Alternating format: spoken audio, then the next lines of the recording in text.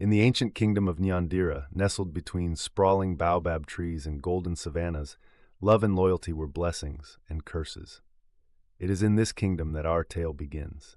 Amara, daughter of Mfumaji, the revered chief of Nyandira, was known as the gem of the clan.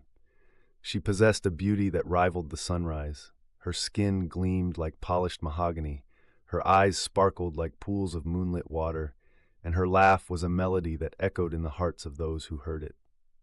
Beyond her beauty, Amara was fearless, a weaver of dreams and a keeper of ancestral wisdom. To her family's delight, it was decreed that she would marry Bakari, a young warrior whose strength was matched only by his kindness. Bakari had loved Amara since they were children, chasing each other through wildflowers that painted the hills of Nyandira.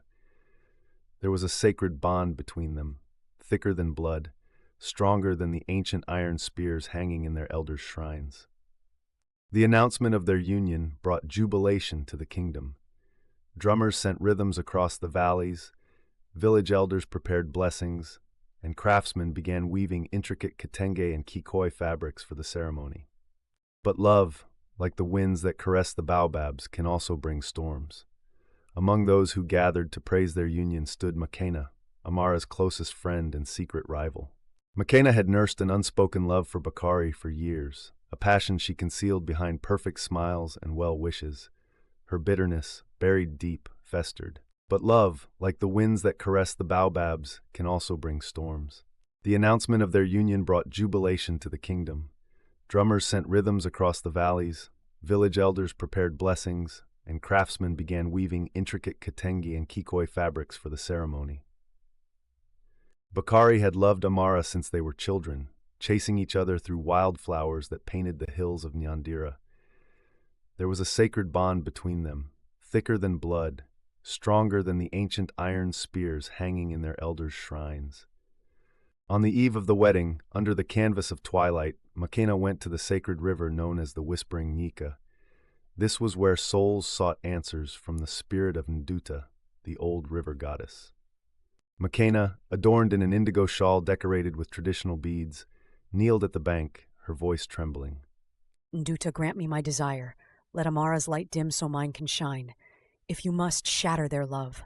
Let their bloodlines bear my vengeance. Nduta, she pleaded, grant me my desire. Let Amara's light dim so mine can shine. If you must, shatter their love.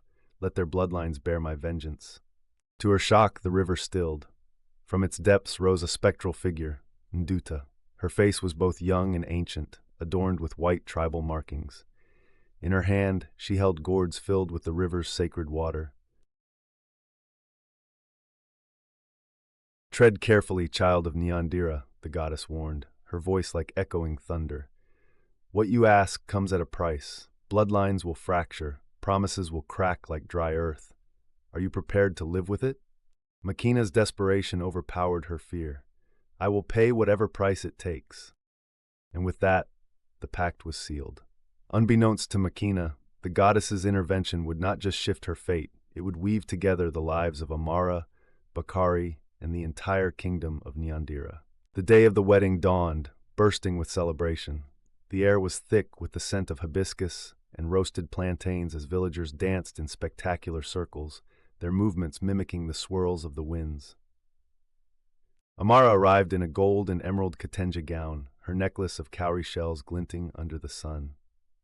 Bakari stood beneath a ceremonial canopy, wearing a warrior's cloak fastened with eagle feathers. But the joy froze as Makena entered the circle. A hush fell over the crowd. She looked radiant in crimson and black, colors meant for funerals, not weddings. When the elders questioned her, a mischievous smile danced on her lips. Forgive me, Makena said softly, her voice a blade wrapped in silk. I wanted to bestow my blessing on the couple in person. As Makena approached, carrying a small calabash gourd filled with liar's tears, a cursed potion whispered about only in hushed tones, she glanced at Bakari. She poured the liquid discreetly into the ceremonial palm wine shared by the bride and groom during their vows. When Amara and Bakari locked eyes and drank, a shift rippled across the land. Dark clouds gathered, suffocating the sun as Bakari suddenly froze. He looked at Amara not with love but with cold distrust, his heart twisted into doubt. We are betrayed. Amara, your love is false.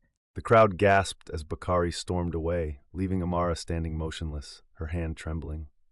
Makina watched with satisfaction as chaos unraveled the day she could never have.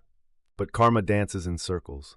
That night, Amara, heartbroken yet resolute, sought the whispering Nika. Kneeling at the river bank in her torn ceremonial robes, she called for Nduta. "Mother of waters," Amara cried, "show me truth, for my heart has been poisoned." Nduta appeared once again, her gaze fierce. "Your bond with Bakari is pure, but another's envy lies at its ruin. A choice is before you, to reclaim your love, or let the river take the one who cursed you." Amara's tears shimmered like stars as she replied, "I will not answer hatred with hatred." Nduta was moved. The river goddess gave Amara a silver anklet infused with ancestral power. "Use this wisely, child of light," Nduta whispered. "Let it reveal true hearts and heal what is broken." At the dawn of the next day, Amara approached Bakari outside the village gates. Around her ankle gleamed the goddess's gift. With every step, it pulsed with energy. The closer she came, the more Bakari's vision began to clear. The fog of doubt rolled back, and his love for her flooded his veins again. What have I done? In the presence of the kingdom and its spirits, Makina was confronted by the glowing anklet. Her lies unraveled before all. Makina confessed her pact with Nduta. Her shame was profound, but Amara, embodying the wisdom of her ancestors, extended forgiveness. "Let the heavens judge us, not our anger," Amara declared, her voice steady.